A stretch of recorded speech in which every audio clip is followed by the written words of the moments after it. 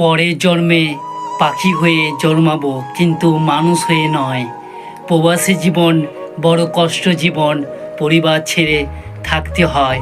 পরের জন্মে যদি পাখি হয়ে জন্মায়, তাহলে যতই দূরে থাকি না কেন, যতই সন্ধ্যা হোক না কেন, ঠিক বাড়ি ফিরে প্রতিদিন চলে আসবো নিজের পরিবারের কাছে।